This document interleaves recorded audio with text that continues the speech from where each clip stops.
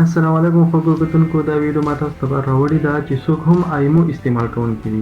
ایمو استعمالوي زیاتره پښتانه هغه ایمو استعمالوي. صحیح شو، ولې استعمالوي؟ ځکه چې ډېر زیات مسافر رونه هغه بهر وي، په دغه کې سعودي کې شو، دوبۍ کې شو، او دغه کنټریز کې دا واتساپ دی، دا بین دی، دا ویډیو کال اډیو کال دا څیزونه هلته نشي کولی.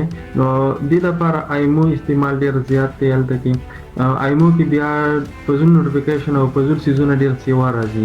ستاسو پرایویسي ته پکې خطر کېدلی شي. ستاسو فیملي هغوی د موبایل استعمال کې ډېر ایکسپرټ نه وي، موبایل استعمالوي، که چېرته غلط بټن یې وواهله نو پرایویسي ته خطر رسېدلی شي. نو داسې دا نوټیفیکیشن دا تاسو فضول تنګه یم او دا څیزونه د ایمو نه بالکل ختمول پکار دي.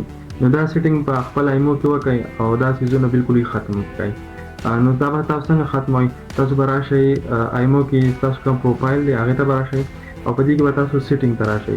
سیټینګ ته راغلی، د کې د ټول نه دا دویم چې کوم دی نو یو د اولنی او دویم نوټیفیکیشن نه به تاسو کوم فضول نوټیفیکیشن هغه به تاسو ډېر ځای نه اف کړئ. یو دا پبلیک ګروپ چې کوم دی دا تاسو په کار نه راځي، دا نوټیفیکیشن بالکل اف کړئ. بل دا وایس کلب دا څیزونه به دې بالکل اف کړئ. بل دا وایس کلب خو بالکل لرې کړئ چې ستاسو ایمو نه بالکل لرې شي. دا خو ستاسو صرف کار کوي، میسیجونه کولی، کال کولی، ویډیو کال کولی. نو دا وایس کلب چې کوم دی نو دا به څنګه لرې کوئ؟ دا به د فنکشن ته راشئ.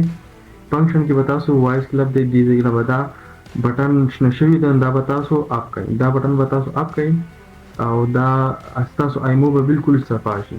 اوس تاسو ایمو کې دا دی راغی، تاسو ایمو ده او دلته کې به تاسو صرف چې څومره هم کال وي، تاسو فیملي، ستاسو بهر وي، هغه به تاسو ته کال کوي، هغه نمبر به دلته کې ستاسو کنټیکټ وي هغه به دلته راواوړي او دا کوم چې فضول څیزونه وو هغه دې ما ریموو کړه. نو اوس ایمو ستاسو بالکل صفا شوه.